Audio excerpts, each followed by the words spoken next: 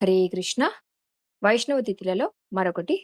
శ్రీ చైతన్య మహాప్రభు చుట్టూ ఎందరో మహాభక్తులున్నారు. కానీ వారిలో ఇద్దరు భక్తులు తమ సేవ, వినయం, ప్రేమతో గౌడీయ వైష్ణవ చరిత్రలో చిరస్థాయిగా నిలిచిపోయారు.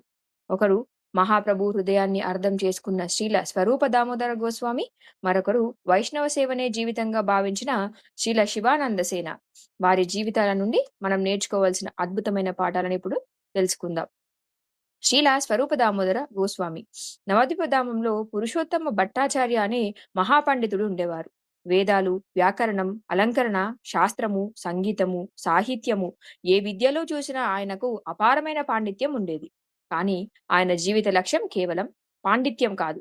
శ్రీ చైతన్య మహాప్రభు సన్యాసం స్వీకరించారని తెలిసిన వెంటనే నేను కూడా ఆయన సేవలో జీవితాన్ని అంకితం చేయాలి అనే సంకల్పంతో వారణాసికి వెళ్లి సన్యాసం స్వీకరించారు. ఆ తర్వాత జగన్నాథపురికి చేరుకొని మహాప్రభును దర్శించారు. మహాప్రభు ఆయనను చూడగానే ప్రేమతో ఆలింగనం చేసుకొని ఇలా అన్నారు: నీవు రాకముందు నేను ఒక కన్ను కోల్పోయినట్లుగా ఉన్నాను.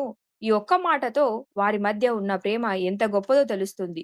గౌరలీలలో స్వరూప దామోదర గోస్వామి, కృష్ణలీలలో శ్రీమతి రాధారాణి యొక్క ప్రియసఖి లలితాదేవి. అందుకే మహాప్రభు హృదయంలోని అత్యంత రహస్యమైన భావాలను పూర్తిగా అర్థం చేసుకోగలిగారు. జగన్నాథపురిలో గంభీర అనే చిన్న గదిలో మహాప్రభు రాధారాణి విరహభావాన్ని అనుభవించేవారు. ఆ సమయంలో మహాప్రభువుతో ఎల్లప్పుడూ ఉండేవారు ఇద్దరే: శ్రీల స్వరూప దామోదర గోస్వామి మరియు శ్రీ రామానందరాయ. మహాప్రభు తీవ్రమైన ప్రేమావేశంలో ఉన్నప్పుడు స్వరూప దామోదర గోస్వామి విద్యాపతి, చండిదాసు, జయదేవ గోస్వామి రచించిన భక్తి గీతాలను ఆలపించి మహాప్రభు హృదయాన్ని శాంతింపజేసేవారు. ఆయన కేవలం గాయకుడు మాత్రమే కాదు, మహాప్రభు వద్దకు వచ్చే ప్రతి గ్రంథాన్ని ముందుగా పరిశీలించి శుద్ధ భక్తి సిద్ధాంతానికి విరుద్ధమైన రచనలు మహాప్రభు వద్దకు వెళ్ళనివ్వరు. అందుకే ఆయనను గౌడీయ వైష్ణవ సిద్ధాంత రక్షకుడు అని పిలుస్తారు. మహాప్రభు చివరి లీలలను కూడా ఆయన ఎంతో జాగ్రత్తగా లిఖిత రూపంలో భద్రపరిచారు.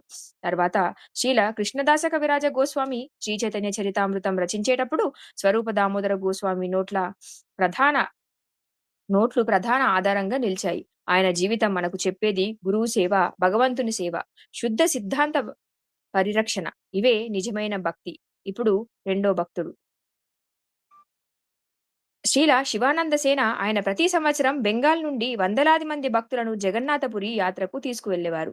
ప్రయాణంలో భక్తులకు వసతి, భోజనం, పన్నులు, పడవ ఛార్జీలు, ప్రతి చిన్న విషయాన్ని కూడా స్వయంగా చూసుకునేవారు. భక్తులందరికీ సౌకర్యంగా ఉండే వరకు తాను మాత్రం విశ్రాంతి తీసుకునేవారు కాదు. ఎందుకంటే వైష్ణవ సేవే భగవంతునికి అత్యంత ప్రియమైన సేవ అని ఆయనకు గట్టి నమ్మకం. ఒకసారి ప్రయాణంలో ఒక కుక్క భక్తుల బృందంలో పాటు వచ్చింది. చాలా మంది దానిని పట్టించుకోలేదు. కానీ శివానంద సేన గారు దానిని కూడా భగవంతుని జీవిగా భావించి ఆహారం పెట్టారు. పడవలో ప్రయాణించడానికి దాని ఛార్జీ కూడా స్వయంగా చెల్లించారు. ఒకరోజు ఆ కుక్క కనిపించకుండా పోయింది. భక్తులందరూ వెతికారు, కానీ దొరకలేదు. కొన్ని రోజుల తర్వాత జగన్నాథపురిలో ఆశ్చర్యకరమైన దృశ్యం కనిపించింది. ఆ కుక్క సాక్షాత్తు శ్రీ చైతన్య మహాప్రభు వారి పక్కనే కూర్చుని ఉంది. మహాప్రభు స్వయంగా దానికి ప్రసాదం ఇచ్చి కృష్ణ కృష్ణ అని జపింపజేశారు. మరుసటి రోజు ఆ కుక్క కనిపించలేదు. భక్తులందరూ మహాప్రభు కృపతో ఆ కుక్క కూడా పరమగతిని పొందిందని అర్థం చేసుకున్నారు. ఈ లీల మనకు ఒక గొప్ప సందేశాన్ని ఇస్తుంది. ప్రతి జీవిపై దయ చూపితే భగవంతుడు స్వయంగా సంతోషిస్తాడు. స్వరూప్ దామోదర గోస్వామి మనకు శుద్ధ భక్తి, గురుసేవ, సిద్ధాంత పరిరక్షణ నేర్పిస్తారు. శివానంద సేన మనకు వైష్ణవ సేవ, వినయం, ప్రతి జీవిపై కరుణ నేర్పిస్తారు. ఈ ఇద్దరి మహాభాగవతుల జీవితాలు మనకు ఒకే సందేశాన్ని ఇస్తున్నాయి. భగవంతుని ప్రేమను పొందాలంటే గురువును, వైష్ణవులను, సమస్త జీవులను ప్రేమతో సేవించాలి. శ్రీల స్వరూప దామోదర గోస్వామి ప్రభుకి జై. శ్రీల శివానంద సేన ప్రభుకి జై. శ్రీ చైతన్య మహాప్రభుకి జై. శ్రీల ప్రభుపాదికి జై. హరే కృష్ణ.